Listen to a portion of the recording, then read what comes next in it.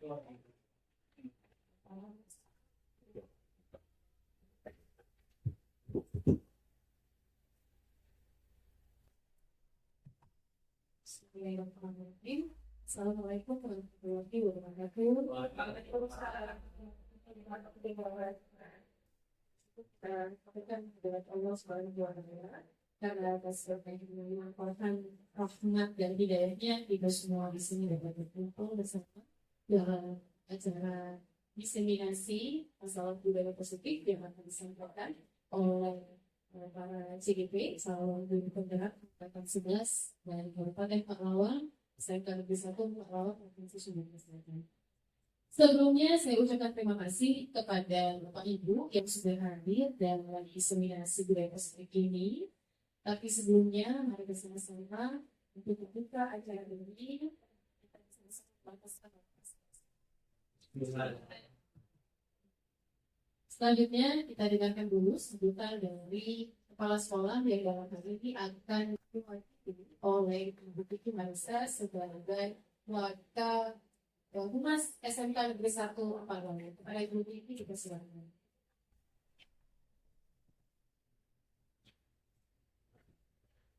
Assalamualaikum warahmatullahi wabarakatuh.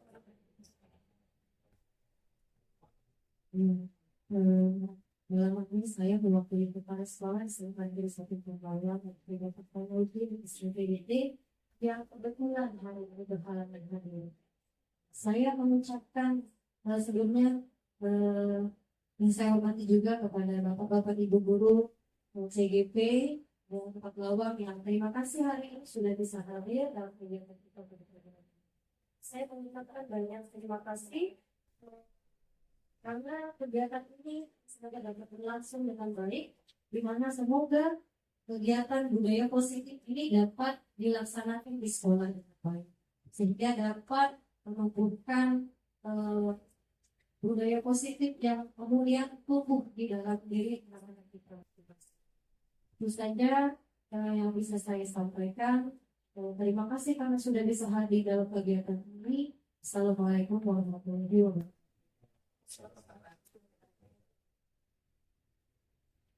Dan terima kasih kepada Ibu Kiki yang sudah mewakili Bapak Kepala Sekolah SMK Negeri 1 Pahlawan. Baiklah Bapak Ibu, rekan sejawat yang sudah hadir dalam diseminasi budaya positif ini, saya minta untuk tidak tegang ya Bapak Ibu.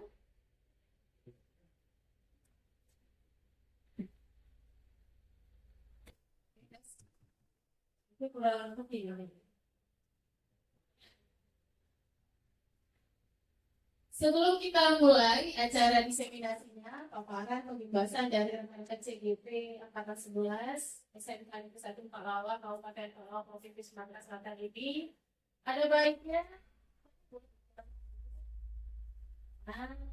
Jadi sebelum kita berkenalan, boleh Bapak Ibu berdiri semuanya.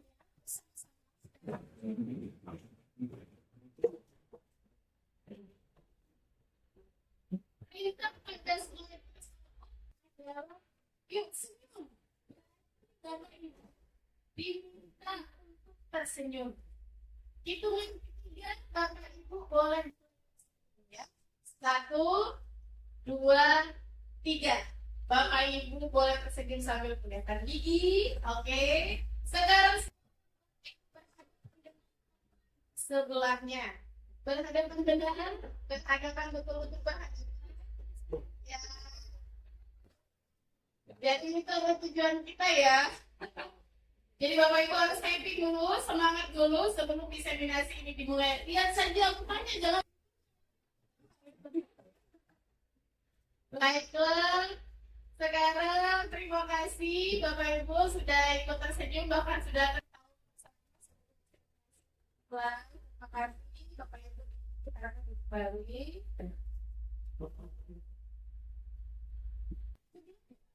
Dan memulai diseminasi hari ini masalah budaya positif, izinkan kami CGP Angkatan 11 ini memperkenalkan diri terlebih dahulu kepada Bapak Ibu.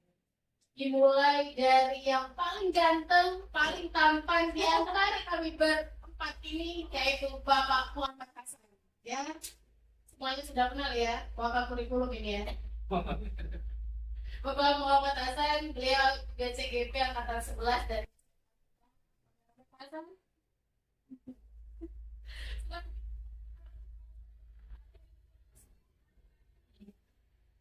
ya, semuanya sudah kenal ya.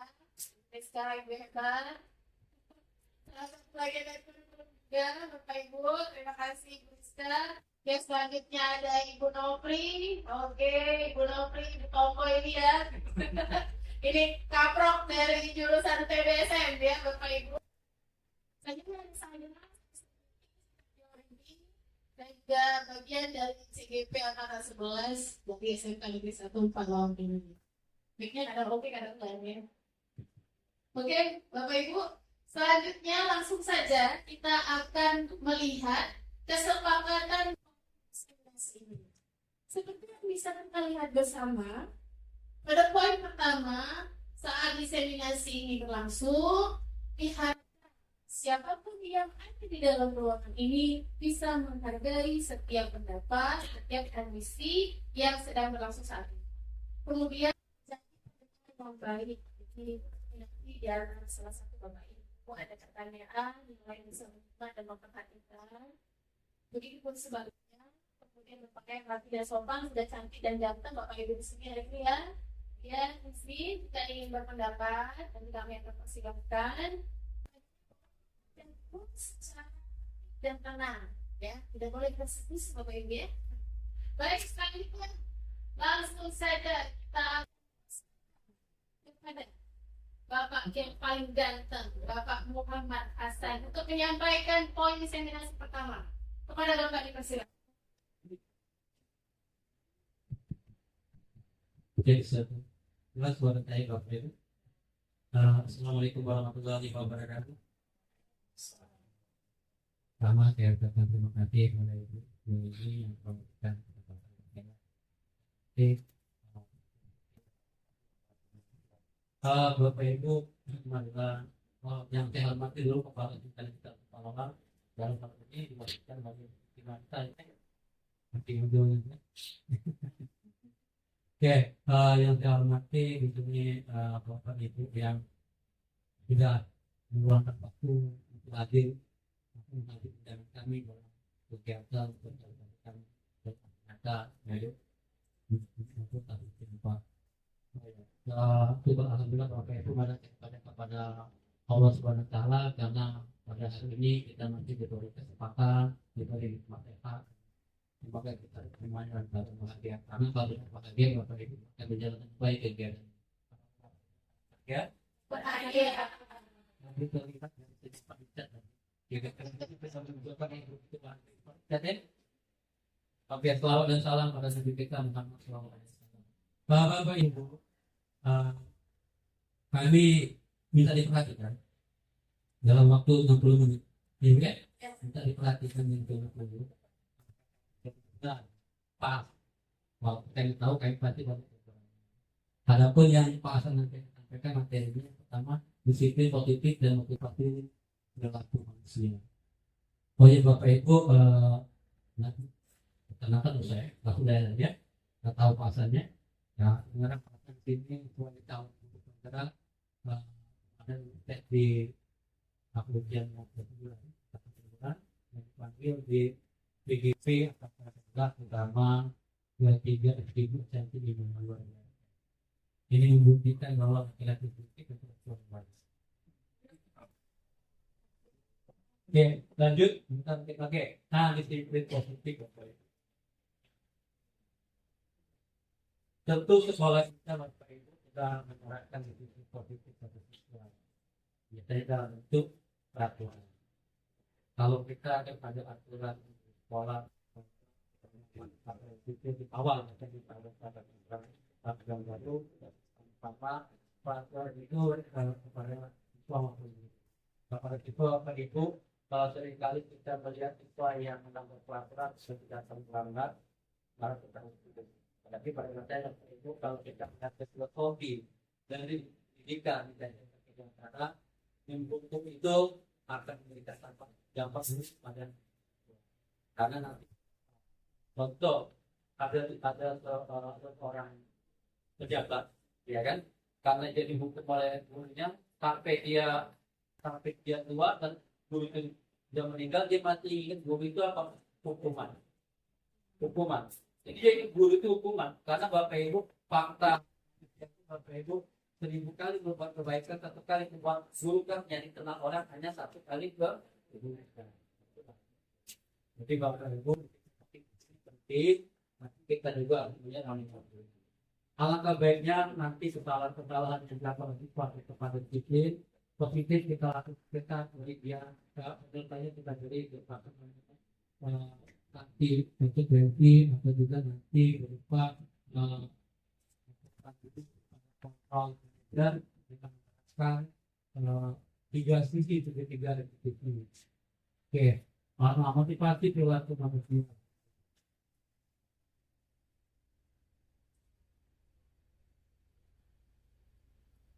Ya, terus kali apa ya?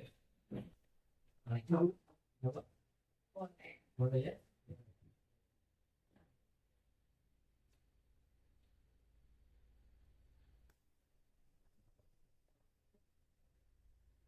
Saya waktu.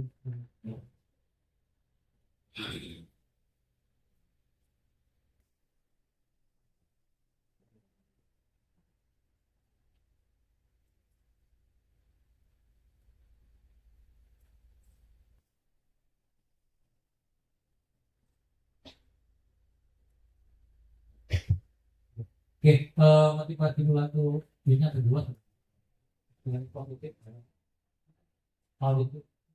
Itu motivasi. Ini.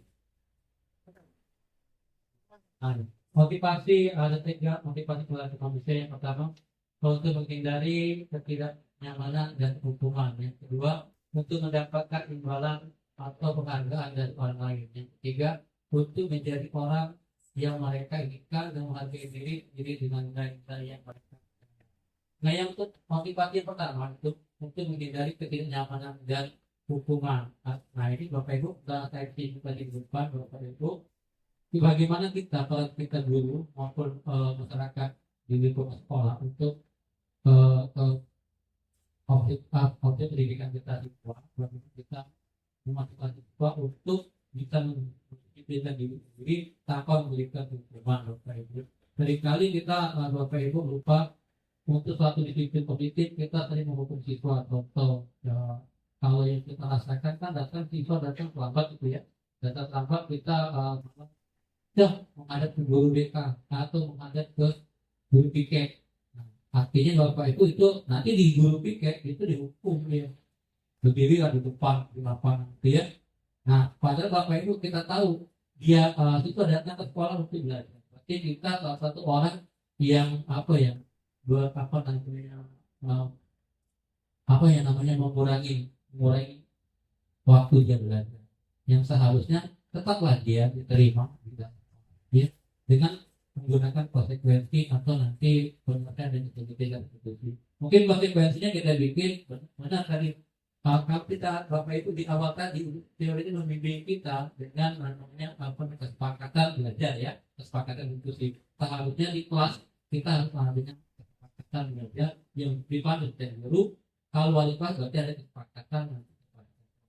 Jadi kalau siswa yang melanggar ada konsekuensi. Konsekuensinya atau misalkan siswa yang terlambat 10 menit setelah jam istirahat berarti siswa tidak boleh istirahat dan dia menggunakan 10 menit itu untuk mengejar ketinggalan.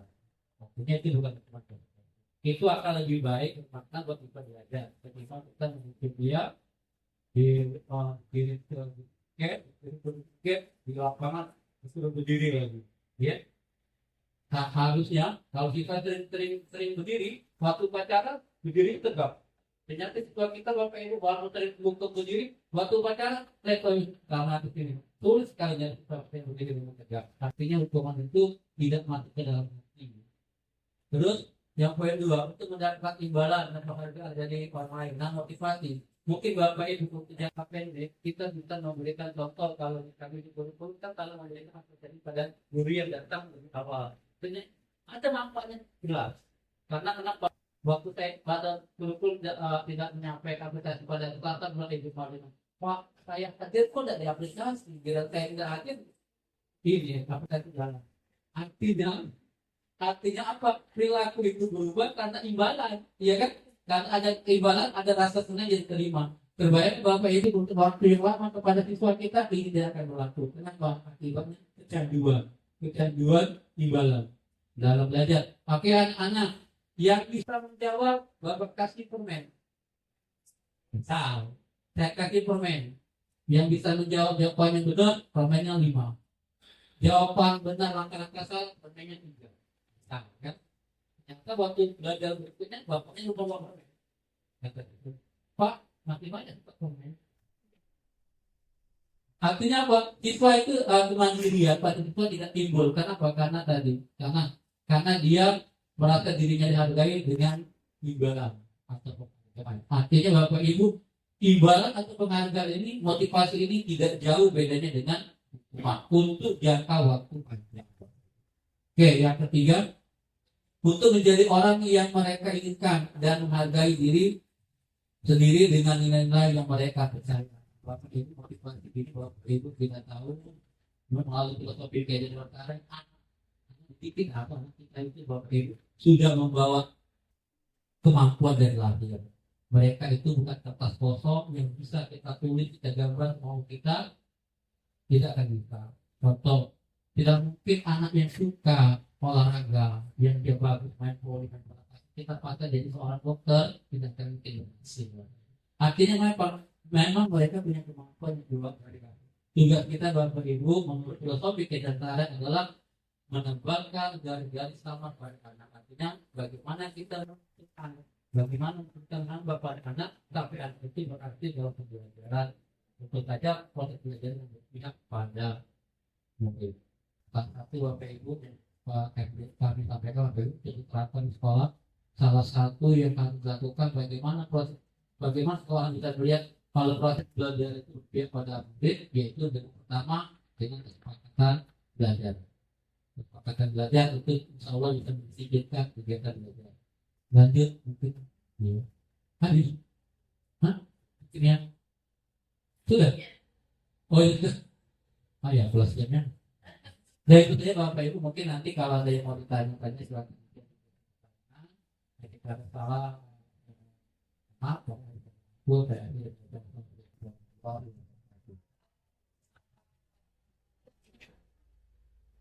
Terima kasih Pak Sasan sudah menyampaikan masalah disiplin positif tadi ya.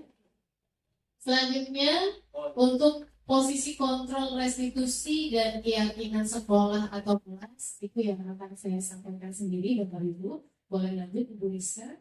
Selanjutnya. Nah, jadi ada 5 posisi restitusi. Yang pertama, guru sebagai penghukum.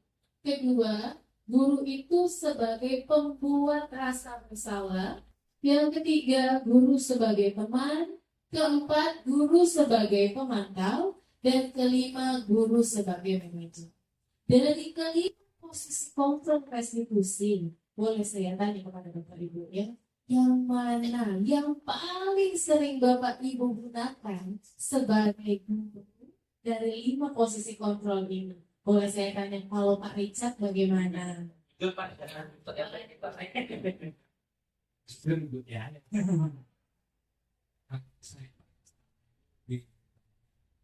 poin 1 karena saya sering tahu serius. Terima kasih Pak Richard. Saya tanya satu lagi deh untuk ibu-ibu, kalau ibu tinggi bagaimana? Kalau saya di kelas biasanya saya lebih sering duduk sebagai pemantau. Yang Mantap WA loh deh. lihat siswa lagi buka WA.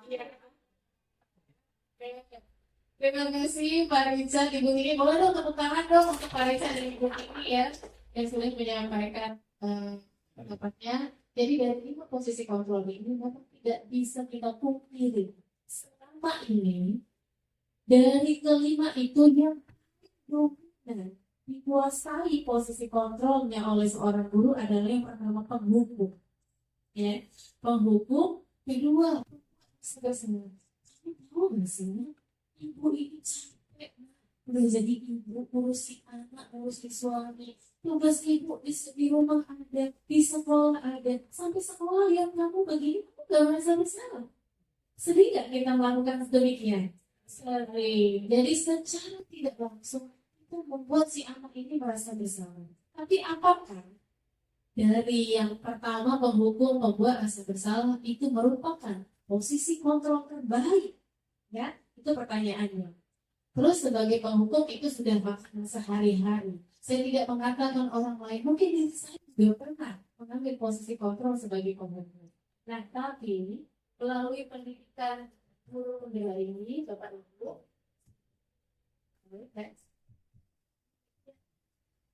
oke, belajar di pendidikan. Oh, begini. Oke, cek. Oke lah, sekali dua ya. Jadi, saya tidak mengatakan guru yang lain. Mungkin saya sendiri juga pernah mengambil posisi kontrol sebagai penghukum. Jadi dari kelima ini kita bisa cek dan recheck diri kita sendiri masing-masing Bapak Ibu ya. Kita mengambil posisi kontrol yang mana. Sekarang, oke, boleh lanjut dulu Ibu Rizka. Nah, di sini ada tabel 5 posisi kontrol tadi yang sudah saya sebutkan sebelumnya. Ada penghukum, pembuat rasa bersalah, ada pemantau, ada sebagai teman, dan sebagai manajer. Dari itu, kita ambil 1-2 contoh saja ya Bapak Ibu ya. Sebagai penghukum dulu deh, ini yang paling banyak, yang paling disukai oleh Bapak Ibu guru, mengambil posisi kontrol sebagai penghukum. Misal, kalau kita posisikan diri kita sebagai seorang penghukum, guru berbuat, menghardik, menunjuk-nunjuk, menyakiti, menyindir. Sebenarnya, jika hal buruk ini tadi dibalikkan posisinya ke kita, suka atau tidak? Tidak. Berarti sama juga yang dirasakan oleh siswa. Ketika siswa ini mendapatkan atau melakukan suatu kesalahan dan membuat masalah, jika hal ini yang kita berikan kepada siswa, tentu hal yang tidak menyenangkan di dalam hati siswa itu akan tertanam. Dan menyindir-nyindir berarti nggak boleh menyindir siswa. Terus guru berkata, kalau kamu tidak melakukan, awas ya, ada ancaman di situ. Kok guru ngancam? Boleh nggak sebenarnya Bapak Ibu? Sebenarnya nggak boleh. Kenapa? Kenapa tidak boleh? Karena sesuai dengan filosofi pendidikan dari Ki Hajar Dewantara, guru itu harus berpihak pada murid. Bukan berarti murid ini di atas segalanya. Bahkan ada satu statement Ki Hajar Dewantara, menghamba pada murid. Jadi boleh dikatakan posisi murid ini bukan lebih tinggi dari guru. Tadi sudah dibahas sebelumnya oleh Pak Hasan. Murid ini semuanya spesial. Sudah membawa kodrat alam dan kodrat zaman. Murid itu bukan kertas kosong ya. Semau kita, mau kita tuliskan apa saja di situ, tidak. Murid itu sudah membawa sendiri masing-masing kodratnya. Baik itu kodrat alam dan kodrat zaman. Tinggal kita lah yang menentukan. Jadi kalau kita memposisikan diri kita sebagai penghukum, tentu hasilnya siswa akan membawa menyalahkan orang lain dan berbohong. Balik deh ke masa lalu kita. Saya ajak jalan-jalan dulu ya, praktik dulu nih pikiran Bapak Ibu ya. Saat kita masih kecil, ini yang saya rasakan, nggak tahu kalau pengalaman Bapak Ibu. Saat kita pernah dimarah oleh orang tua kita untuk satu kesalahan, jika kita mengulangi kesalahan yang sama, daripada dimarah lebih baik berbohong. Jadi hukuman ini malah menimbulkan masalah baru. Justru masalahnya akan terus bertambah, tidak ada penyelesaian. Lanjut, kita ambil contoh posisi kontrol yang lain. Sebagai pemantau tadi, Ibu ini ya, sebagai pemantau kalau guru berbuat itu menghitung dan mengukur. Katanya, tahu tidak? Di dalam kelas ini nggak boleh main handphone. Tahu itu tidak boleh. Ini dari jauh sudah memantau sesuai. Aduh itu namanya tidak fokus itu ya. Itu ya itu mulai ngantuk kayak itu ya. Itu main handphone itu misal. Karena dipantau aja.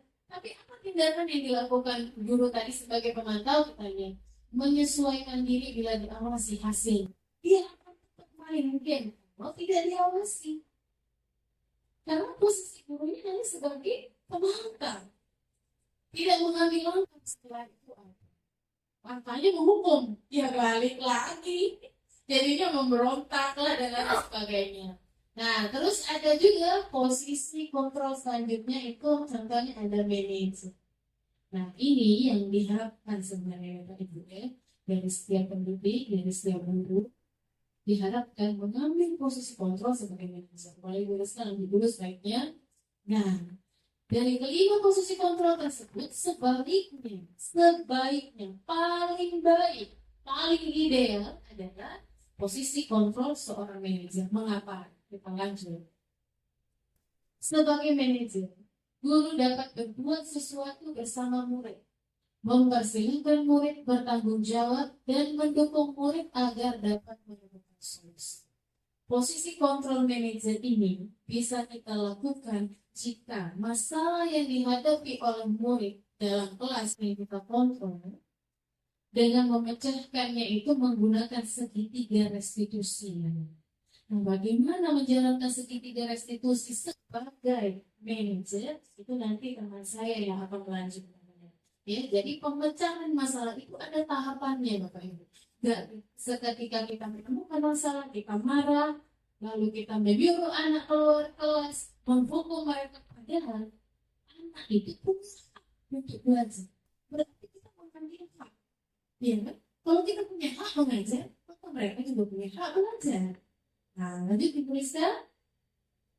Nah, selain itu, posisi manajer ini mengacu pada restitusi yang dapat menjadikan murid sebagai manajer bagi dirinya sendiri. Jadi dia bisa mengatur dirinya sendiri ya, sehingga dapat tercipta identitas positif pada diri murid. Ini yang diharapkan. Walaupun dalam implementasinya, dalam realnya, kenyataannya, tentulah kita menemukan berbagai kendala, berbagai tantangan. Tapi ingat, tantangan itu memacu, bukan malah kita mundur. Ya Bapak Ibu, tantangan itu pasti ada karena regenerasi siswa itu harus terus berlangsung dan berubah. Ya, berubah ke arah yang lebih baik. Jadi dari dianya kebiasaan buruk berubah menjadi kebiasaan baik. Tentu saja ini tidak bisa dilakukan sendiri Bapak Ibu ya. Harus ada kolaborasi dengan semua yang ada di dalam lingkungan sekolah. Baik itu rekan sejawat, kepala sekolah, siswa, keamanan, semuanya yang ada di lingkungan sekolah tanpa terkecuali harus berkolaborasi. Oke, selanjutnya selesai sudah materi ketiga dan keempat yang sudah saya sampaikan tadi. Kita SDP dulu. SDP ini akan dipandu oleh Ibu Ariska nanti. Kembali Ibu, dipersilakan. Ya, baik Bapak Ibu, kita SDP sebentar. Posisi berdiri ya. Berdiri, oke. Silakan Bapak Ibu berdiri sebentar. Tolong ikuti instruksinya apa yang saya katakan ya. Oke, ikuti apa yang saya katakan. Dengan gerakan tangan. Tolong pegang hidung. Oke, pegang kepala. Oke, sudah mengerti ya instruksinya Bapak Ibu? Ya, kita mulai ya. Apa rumahnya kalau salah video ini? Dapat pernah? Gak tahu silahkan mencicipi kuenya. Oke, kita mulai ya. Konsentrasi Bapak Ibu. Pegang mata. Pak belanjanya salah. Oke. Lanjut ya. Pegang telinga. Itu konsentrasi. Hidung. Oke. Oke, ini uji kelas konsentrasi. Satu kali lagi. Bu Marlina kelihatan dari sini. Oke. Pegang dagu. Oke. Terima kasih Bapak Ibu. Kita segera sudah ada lagi. Baik, Bapak Ibu, saya akan melanjutkan materi presentasi ini. Oke. Oh, masih bagian ini boleh sebentar ya, kita break ini. Terima kasih briefingnya Ibu Rizka. Kita lanjut dulu kalau begitu keyakinan sekolah atau kelas. Nah, ini sudah menjadi tantangan dan juga kewajiban bagi kita. Nampaknya setelah ini pun kita akan membahas ini Bapak Ibu ya. Keyakinan sekolah atau kelas. Dulu dalam mewujudkan terbentuknya keyakinan sekolah atau kelas dengan adanya kesepakatan antara guru dengan murid. Jadi yang membuat itu siapa? Kita bersama dengan murid. Gak boleh kita sendiri yang menentukan. Pokoknya di jam saya, kamu harus menit sebelum saya melihat di kelas. Itu memaksa, bukan kesepakatan. Walaupun di akhir kalimatnya sepakat tidak sepakat harus sepakat. Ya bukan kesepakatan, Bapak Ibu ya. Kalau sepakat itu dua-duanya, kedua belah pihak menyepakati harus ya, itu dipaksa. Lanjut Ibu Rizka. Nah, keyakinan sekolah ini atau kelas berupa pertanyaan-pertanyaan universal yang mudah dipahami dan diingat serta harus diterapkan dalam lingkungan sekolah. Jadi kita lihat saja langsung contohnya bagaimana itu keyakinan sekolah atau kelas. Ya Bapak Ibu. Di situ ada keyakinan kelas 10 TKJ. Dan ini ada keyakinan sekolah. Dari keyakinan kelas 10 TKJ misalnya itu ada komitmen pada belajar, berkomitmen untuk belajar dengan sungguh-sungguh. Nah, keyakinan kelas ini dibuat tapi kita yang ikut menjadi pembantu yang memandu mereka. Maunya apa? Kira-kira kalau kita nilai kesepakatan oke, ya kita laksanakan, kita setujui. Karena untuk keyakinan sekolah. Keyakinan sekolah ini ada disiplin, religius, peduli lingkungan, dan toleransi. Ini hanya contoh Bapak Ibu ya. Sebenarnya dari keempat keyakinan sekolah yang saya ambil sebagai contoh, mungkin sudah kita terapkan di sekolah ini. Walaupun hasilnya memang belum maksimal, tapi sudah berjalan. Ya, contoh nih disiplin, datang tepat waktu di sekolah. Baik itu guru maupun itu siswa diminta untuk datang tepat waktu. Terus uang dengan yang disampaikan oleh Pak Hasan ada rewardnya ya bagi guru-guru yang hadir tepat waktu, diberikan apresiasi setinggi-tingginya. Dari kata-kata apresiasi saja mampu memacu kita untuk malu datang terlambat ya. Kalau saya datang terlambat begitu saya Bapak Ibu rasakan ya, nanti nama saya nggak ada. Aduh, bangga sekali rasanya masuk di outlook. Kelas ini ibu ini datang cepat ya, kelas ini bapak ini udah hadir, itu rasanya bangga. Padahal hanya cuma apresiasi mampu loh menerapkan kita untuk malu datang terlambat.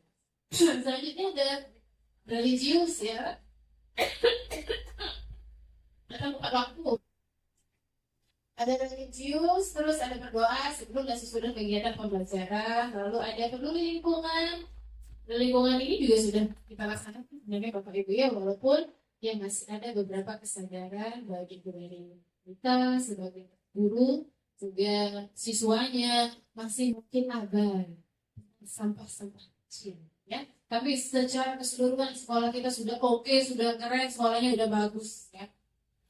Ada toleransi. Nah, toleransi ini yang menjadi titik penting menurut saya. Kenapa? Kan toleransi ini erat kaitannya dengan si budaya.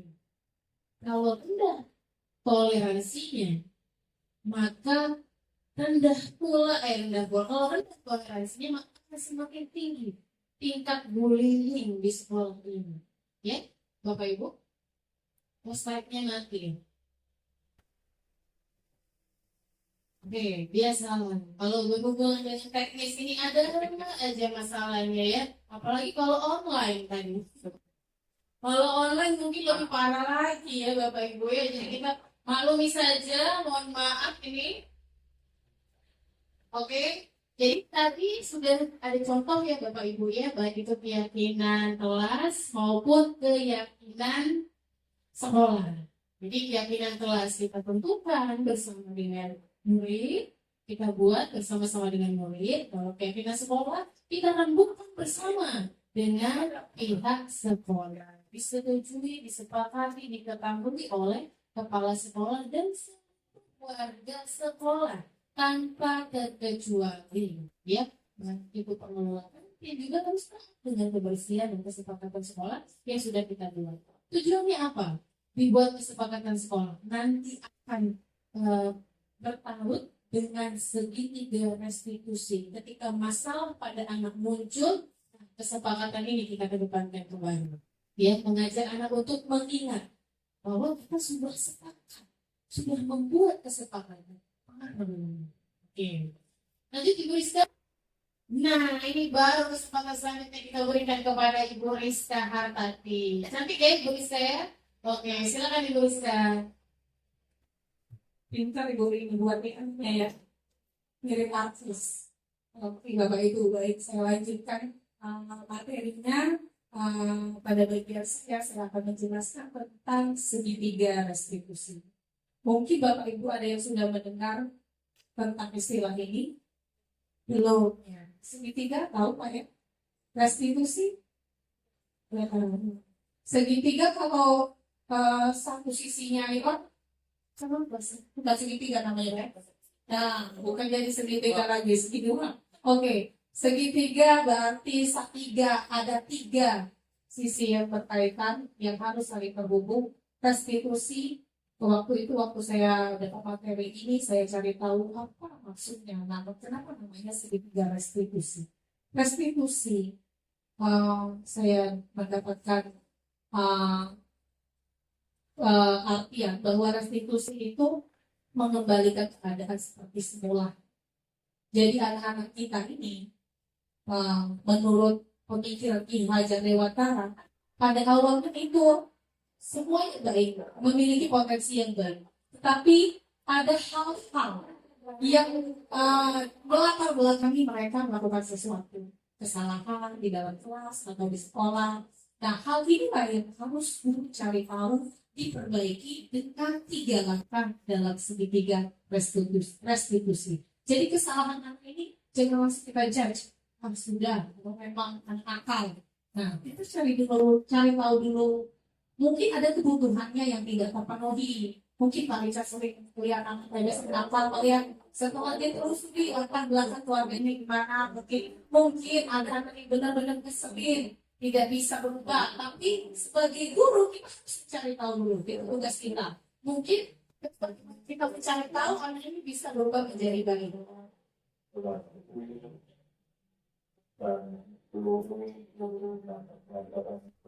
baik. Tahapan segitiga restitusi yang pertama, ada 3 tahapan, yaitu menstabilkan identitas yang pertama, yang kedua validasi tindakan yang salah, kemudian yang ketiga yaitu menanyakan keyakinan. Oke, kita langsung ke bagian yang pertama, menstabilkan identitas. Jadi pada segitiga restitusi ini kita berlaku mungkin sebagai coaching ya, mungkin konseling bagaimana di kelas mungkin ketika siswa mengantuk, terus kita perhatikan mengantuknya setiap hari, setiap pelajaran kita. Nah, baru kita panggil anak ini, kita tanyakan terlebih dahulu. Nah, jangan langsung kemarin ngantuk terus ya. Nah, langsung kita hukum. Nah, itu tadi mengambil posisi kontrol sebagai penghukum. Nah, di sini ketika kita bertindak tadi sebagai manajer, kita cari dulu, ditanya dulu anaknya, tahu kenapa kamu hidup itu, tahu kenapa bapak panggil kamu. Jika dia menyadari, alhamdulillah. Tapi ketika tidak tahu, kita pancing dulu anak ini. Kenapa bu panggil kamu? Biasanya kalau tidur tidak memperhatikan dan ketinggalan pelajaran, tugas tidak mengerjakan. Jika teguran sudah disampaikan di kelas, tetapi anak tetap seperti itu, baru kita panggil tadi. Dan kemudian kita stabilkan dulu identitasnya sehingga dia tahu bahwa hal itu salah. Tidur di kelas itu salah. Dan ketika dia tahu itu salah, Kita memberi pernyataan dulu. Memang setiap orang itu nggak pernah berbuat kesalahan. Tapi Ibu harap jangan tidur di kelas ini. Baru dia tahu itu. Jadi kita benar-benar bertindak. Jangan langsung aja tidur ya salah hukum lari. Nah, cari dulu. Ketika sudah tahu dia salah, kita lagi ke langkah kedua, memvalidasi tindakan yang salah tersebut. Kamu sudah tahu ya kan? Tadi hidup di kelas itu semuanya. Mungkin yang kamu lakukan setiap hari, sehingga kalau di kelas kamu ngaku. Ada cerita teman-teman ini ya, ada anak yang nggak ada lagi orang tua, ternyata dia pulang sekolah itu ngangkutin sampah, sehingga mungkin capek malamnya, mungkin kegiatannya apa. Kita dengarkan dulu Bapak Ibu, jangan langsung kita judge. Sudahlah, berarti kalau tidur di kelas salah. Kita validasi dulu perasaan dia. Ada kebutuhan yang tidak terpenuhi anak ini sehingga dia melakukan tindakan tersebut. Aku semalam di mana hidup sama Bapak Ibu. Jadi aku nangis semalam. Jadi pas aku datang di kelas, mantu aku masih galau. Anak-anak kita kan pada masa puber, mungkin banyak yang tak galaunya karena apa, karena pelajaran, karena keluarga, atau karena yang lain ya. Nah itu harus dicari tahu dulu. Kemudian setelah dia tahu itu salah, dan kita memvalidasi hal-hal apa yang menyebabkan dia membuat kesalahan tersebut, lalu kita ke tahap yang selanjutnya yaitu menanyakan keyakinan. Kita sudah menyepakati sebelumnya di kelas tentang hal-hal yang tidak boleh dilanggar di dalam kelas atau di dalam pelajaran kita. Jadi pada saat itu kita menanyakan, jadi menurut kamu tindakan yang kamu lakukan salah, sesuai atau tidak dengan keyakinan kelas yang sudah kita sepakati? Mungkin dia akan menjawab, ya Bu, tidak sesuai karena saya jadi tidak memperhatikan pelajaran. Nah kemudian setelah dia tahu itu salah, dia tahu apa keyakinan kelas yang dia langgar, baru kita jadi solusi ya, tapi dari anak tersebut dulu. Jadi menurut kamu bagaimana jika nanti upaya kamu agar kamu tidak mengantuk lagi di kelas? Nah, sebenarnya segitiga restitusi ini tidak sampai di sini. Kita harus konsisten itu. Jika dia memang mempunyai kendala atau kebutuhan yang tidak terpenuhi sehingga dia melakukan tindakan-tindakan yang menyalahi aturan, kita perhatikan juga, kita tanya, mungkin ketika kita lewat di jalan kelasnya, kita perhatikan. Jadi benar-benar guru itu menurut Ki Hajar Dewantara bukan hanya menjalankan tugas mengajar, tetapi benar-benar memperhatikan anak itu satu-satu. Sudah ya, kata guru agak apa risetnya. Tapi saya sering menghadapi anak-anak yang nakal, itu memang yang sulit diubah. Tapi ketika kita dapat anak yang awalnya nakal tadi jadi baik, rasanya itu senang. Aku sudah pernah ketemu dari anak yang gitu. Ternyata ada yang latar belakang dia melakukan tindakan itu, akhirnya bisa melakukan. Kalau yang sudah memang kita upayakan yang dia tetap ya mungkin itu kan. Ya kalau yang ini kita upayakan dulu. Makanya namanya segitiga restitusi. Berupaya, mengupayakan anak ini baik ke keadaan semulanya. Ibu. Nah, sekarang giliran Ibu Nopri, kami persilakan.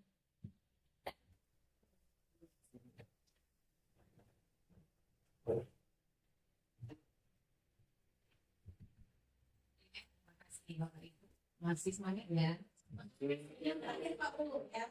Jadi tadi sudah disampaikan oleh Bu Rizka tentang segitiga restitusi, oleh Bu Susetri ini tentang keyakinan kelas, dan saya akan melanjutkan tentang kebutuhan dasar manusia. Silakan tolong boleh. Ketika seorang murid melakukan perbuatan yang bertentangan dengan nilai-nilai kebajikan, hal itu sebenarnya dikarenakan mereka gagal memenuhi kebutuhan dasar sebagai manusia.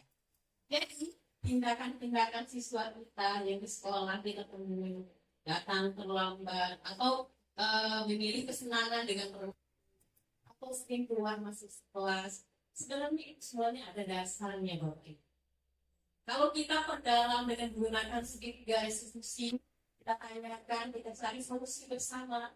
Tapi sebenarnya memang tugas berat ya Bapak Ibu. kita harus mengenali karakter murid kita masing-masing. Kalau siswa kita 32 orang, jadi 32 karakter yang harus kita pahami. Karena apa? Karena supaya mereka nanti menunjukkan karakter yang baik ke depannya. Karena tugas kita tidak bisa kita rubah, memang sesuai kodratnya. Tapi kita menuntun anak tersebut sehingga ke depan karakter-karakter yang baik. Sekarang saya akan menjelaskan tentang kebutuhan dasar. 5 kebutuhan dasar manusia bertahan hidup. Bertahan hidup di sini seperti Bapak Ibu. Ketika di kelas mungkin ada anak yang merebut makanan temannya atau secara ini mengambil dengan tidak memohon izin. Nah, ini bisa jadi kalau kita ya bukan makan di rumahnya bisa jadi tidak tersedia atau tidak terpenuhi kebutuhan pokok untuk makan. Makanya kita bisa jangan langsung menjudge siswa itu kamu mencuri, kamu mengambil orang tuamu, tidak. Tapi kita telusuri dulu bagaimana, apa penyebabnya, sehingga nanti ke depannya lambat laun dengan kebiasaan seperti itu nanti menumbuhkan karakter yang baik tadi. Karena kan manusia itu berpikir, jadi kita sebagai guru menuntunnya. Selanjutnya, kasih sayang dan rasa diterima. Di sini dengan yang yakin, ada yang menunjukkan sesuatu dia bisa lebih dari kawannya. Nah, mungkin di sini dia belum diterima di rumah, jadi ganggu temannya, jadi merasa dia diperhatikan oleh teman. Makanya dia melakukan hal yang seperti itu. Selanjutnya, mungkin di sini dulu pernah ada kasus kita siswa yang sering minta uang sama temannya. Nah, dia kan menindas yang bagian yang bisa ditindas, diambil uangnya. Nah, di sini siswa tersebut kalau kita katakan sebenarnya penguasaan tadi kalau dengan memiliki karakter yang baik bisa jadi kedepannya jadi pemimpin yang hebat. Karena di sini ada penguasaan, dia pengen temannya tunduk pada dia untuk penguasaan. Itu hal-hal yang negatif yang dilakukan tadi. Selanjutnya ada kebebasan. Di sini siswa ini serasa nah di sini siswa ini butuh kebebasan. Jadi bisa jadi kita merubah pembelajaran kita. Bagaimana siswa ini tidak usah menunggu di kelas. Bisa diajak keluar. Kalau kami di DMP mungkin harus banyak laki-laki. Karena laki-laki ini tidak bisa dituntut duduk pinggang rapi, tidak. Karena harus ada kegiatan, makanya dia bosan di kelas. Itu kebebasan. Selanjutnya kesenangan. Kesenangan di sini mungkin dia membuat hal yang aneh-aneh sehingga teman-teman yang lain tertawa. Jadi di sini dia merasa menimbulkan kesenangan atau mengganggu teman yang lain. Jadi timbul rasa senang karena tadi teman-teman yang lain tertawa, jadi yang lain senang nih. Jadi dia juga senang. Makanya di kebutuhan dasar inilah Bapak Ibu yang mampu yang kita pahami untuk membentuk karakter yang lebih baik dari depan. Bapak Ibu ini adalah kasus.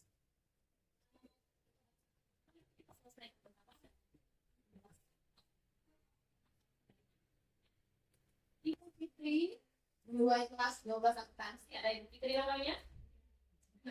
Kebetulan ada Ibu Fitrinya ya. Ibu Fitri di kelas 12 sedang bingung dan itulah salah satu murid di kelasnya yaitu Tom. Beberapa anak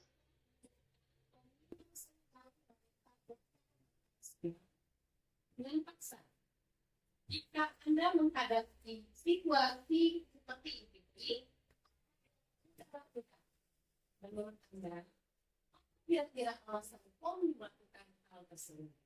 Kira-kira Bapak Ibu, berdasarkan kasus tersebut, Tom ini kenapa? Dalam kepenuhan kebenaran dasar bongkar manusia tadi ada 5 tadi. Maksudnya Fitri? Oh itu Fitri, oke. Bertahan hidup. Ya mungkin saja si Tommy merebut makan karena memang kurang kan. Jadi secara ini dia mungkin langsung merebus saja dengan tindakan yang salah ya. Langsung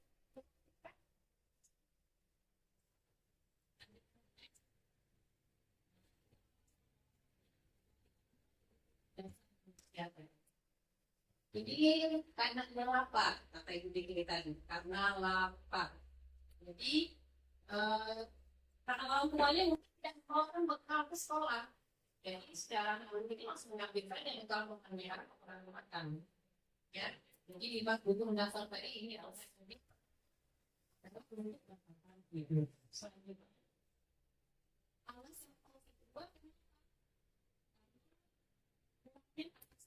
Merasa diterima. Ini kami merasa tentang ya teman-temannya yang perhatikan dia, temannya melakukan tindakan tersebut pada guru dan guru sehingga orang tuanya jadi memperhatikan dia. Jadi ini keterangan kasih sayang, merasa tidak diperhatikan di rumah. Dengan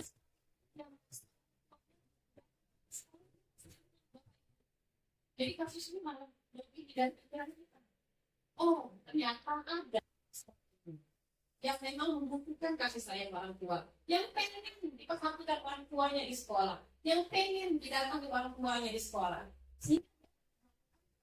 yang negatif tadi, yang menunjukkan kasih sayang. Selanjutnya alasan Tommy yang ketiga, karena puasa. Di sini karena Tommy tadi merasa takut, karena temannya merasa takut dengan sehingga menurut dasar puasa. Jadi di sini dia kan menindas temannya. Jadi yang dipesertakan kira-kira temannya ini bisa nih ganti. Ini bisa tertindas ini. Tapi orangnya dipilih juga pakai. Jadi di sini dia merasa ada puasa. Karena dia melakukan hak negatif. Selanjutnya alasan ini karena kebebasan, bisa diartikan sebagai kata itu karena dia merasa bosan dengan bekal yang dikeluarkan oleh ibunya dari rumah. Dia selalu membawakan bekal makan yang sama setiap harinya. Jadi ini pelajaran bekal menjadi wajib. Kalau mau bertanya gitu, itu apa?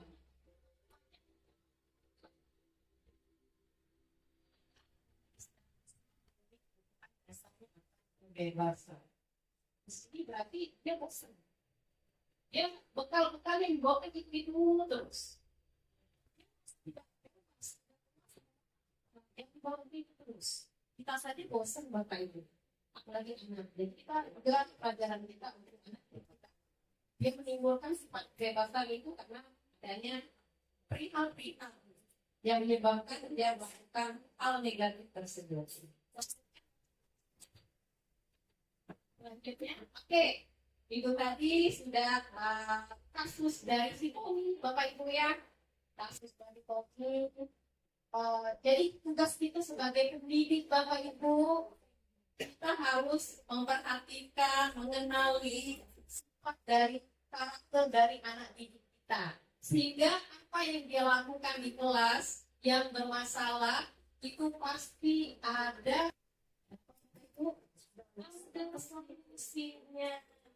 Jadi solusinya bisa diselesaikan bersama, bisa menggunakan segitiga resolusi, atau kita buat keyakinan kelas kita pertama kali apa tentukan dulu. Jadi supaya siswanya, oh ini sebagai tadi sudah kami buat. Jadi aku harus nanti sampai akhir keyakinan kelas itu harus diyakini secara bersama. Kemudian kalau ada masalah-masalah diselesaikan oleh kita resolusi. Oke, terima kasih Bapak Ibu perhatiannya. Kita lanjutkan ke itu sesuai kira dulu. Terima kasih Ibu Nofri. Oke, terima kasih Ibu Nofri ya. Terima kasih Bapak Ibu yang sudah hadir. Sebelum kita budaya positif ini Bapak Ibu, mari saya berikan kesempatan nih kepada rekan sejawat yang hebat super ini untuk memberikan pertanyaan atau unek-unek apa yang dari diseminasi ini yang mungkin juga merasa pernah nih berada di posisi itu, boleh Bapak Ibu tanyakan langsung kepada rekan-rekan di depan ini ya. Kami persilakan kepada Bapak Ibu yang ingin mengajukan pertanyaan.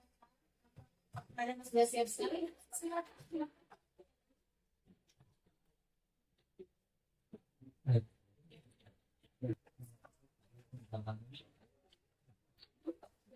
Apalagi menarik sekali kemudian ini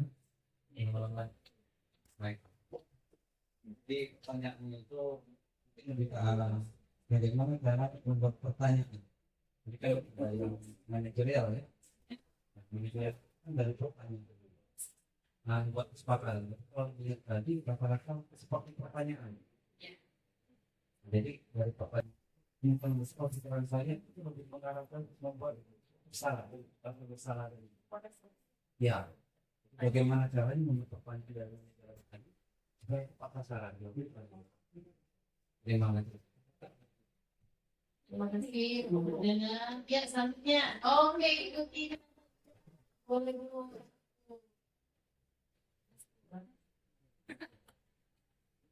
Oke, ini dulu. Waalaikumsalam. Dulu. Kemudian kami cara menganalisis. Keyakinan itu kan dibuat siswa ya. Bagaimana caranya ke depan? Sebelumnya, apakah dalam keyakinan itu ada sanksi di dalam dulu siswa itu dibuat misalnya tidak boleh itu, terus ternyata di kemudian hari dilakukan oleh siswa apakah itu ada sanksi? Ya kemudian yang kedua, kalau tidak ada siswa ada ada sebagai anak ya ada yang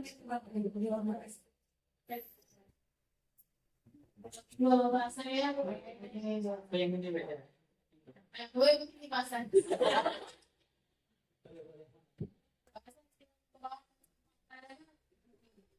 supaya mungkin kan bosan kalau ada mau jawab dengan orang itu baik, langsung saja pertanyaannya bagus sekali Ibu Tini. Berarti Ibu Tini menyimak sekali asimilasi dari awal hingga akhir. Sehingga punya informasi pertanyaan itu bisa kan ya? Untuk saya rasa pun begitu dengan Ibu yang di belakang kan? Jadi saya. Iya, jadi pada saat membuat kesepakatan tulis itu dibuat bersama, ya, bersama. Nah, jika di suatu kemudian hari kesepakatan ini dilanggar oleh salah satu siswa atau murid, sehingga nanti akan memunculkan hukuman, sehingga membuat posisi kontrol dulu menghukum. Nah, kita balikkan lagi, harusnya sebagai manajer, posisi kontrol terbaik itu sebagai manajer. Jadi jika terjadi kesepakatan ini dilanggar oleh salah satu siswa kita, posisikan diri kita sebagai manajer. Tidak boleh sebagai pemimpin. Posisikan sebagai manajer dan gunakan segitiga restitusi untuk menyelesaikan permasalahan itu. Jadi hukuman itu bukan hukuman disebutnya ya. Bukan hukuman. Kalau hukuman itu tidak ada pembelajaran di dalam. Tapi kita sebut sebagai konsekuensi. Jika kesepakatan ini dilanggar, maka konsekuensinya apa? Itu juga harus kita berikan. Kita beri pemahaman kesepakatan itu dibuat. Ya? Jadi dia sudah harus tahu. Ketika ini dilanggar, konsekuensinya apa? Ketika yang ini dilanggar, kesepakatan dua dilanggar, konsekuensinya apa? Dan jika itu kamu benar dilanggar, selesaikan permasalahan itu dengan menggunakan segitiga restitusi sebagai posisi kontrolnya sebagai manajer. Tidak boleh sebagai pemimpin. Ya, baik untuk begini. Terima kasih. Selanjutnya pertanyaan kedua boleh Pak Hasan lanjut. Terima kasih. Pertanyaan luar biasa sekali. Tapi Bapak untuk menjawab pertanyaan itu kita di dalam kelas kita harus tuntut kita memfasilitasi siswa atau murid untuk menyusun namanya kesepakatan. Karena nanti kan kita kan akan bertanyakan kesepakatan apa yang kita lakukan. Oke, dulu sebagai titik kontrol manager atau menggunakan tiga sisi pada tiga definisi yang terdiri apa namanya kita tidak salah dan lain-lain. Untuk yang poin pertama bahwa menstabilkan identitas ini kita mengajar siswa desain bermasalah. Kita ada dalam ketentuan membuat siswa lebih tenang. Ketika itu kita panggil takut ya. Kita tenangkan dia, kita tanya misalkan tadi kata itu tadi mencuri makanan tadi kan makanan makan dia. Apa kabar kamu pagi hari ini? Baik Pak. Lama tidak ketemu kamu pagi hari ini. Setelah ketemu kamu, ya Pak. Apa kamu punya bapak itu apa? Stabilkan diri dulu. Kan beban kita itu apa? Oke, kita tanya dulu. Bobby, apa yang kamu lakukan terhadap misalkan si uji yang paling Bobby, apa yang kamu lakukan yang mantap pada itu Pak? Saya mengambil uji. Nah, berarti kan di sini kan ada namanya pengakuan siswa yang benar. Kan siswa kan tadi ya, itu yang penting bukan itu. Nanti kalau ditanya Bang ajar saja Bapak Ibu ada duta dan mereka kita harus juga. Bapak jangan sampai ada duta dan mereka apa lain. Namanya mengerti tidak? Itu ulama nol. Kan jadi kemampuan duta itu lebih tinggi kepada jujur. Nah, bagaimana kita membuat supaya jujur dengan menstabilkan emosinya.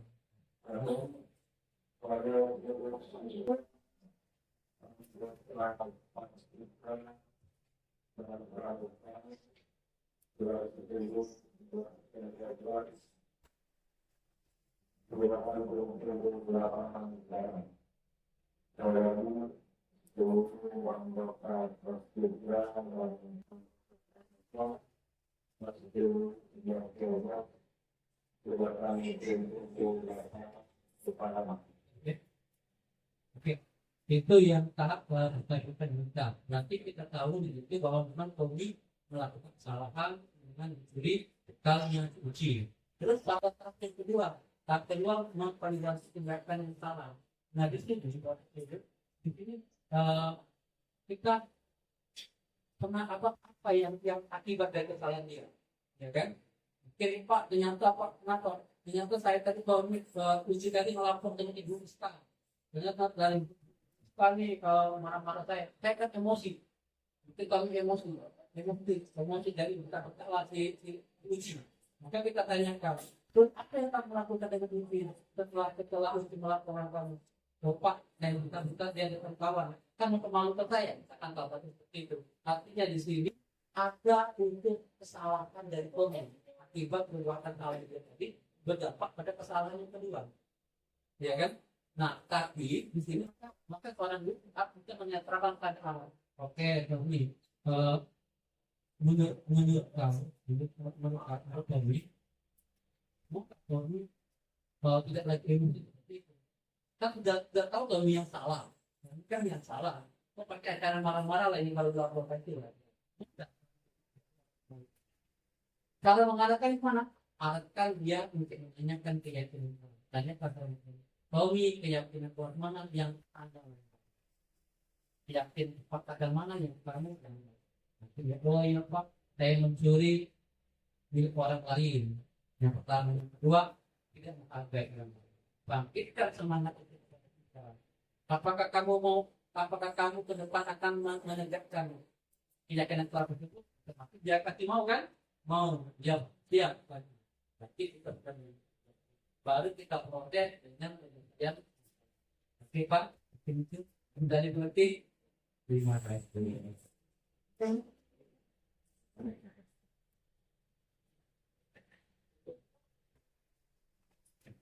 Oke, terima kasih Pak Hasan, juga rekan sejawat lainnya yang sudah bersedia hadir pada diseminasi budaya sosial ini, aksi nyata ya, aksi nyata kami berempat. Kami ucapkan terima kasih Bapak Ibu ya, sekali lagi semoga diseminasi ini, pembahasan ini bisa berdampak pada posisi kontrol kita sebagai guru bisa berubah ya, menjadi posisi kontrol manager, dan juga kita bisa menerapkan segitiga restitusi dalam memecahkan masalah yang kita hadapi sendiri, terutama pada siswa-siswa. Baik Bapak Ibu, saya harap ini bisa bermanfaat bagi kita semua. Semoga kita bisa bergerak, terus bergerak dan saling menggerakkan ya. Akhir kata, terima kasih. Wassalamualaikum warahmatullahi wabarakatuh. Waalaikumsalam.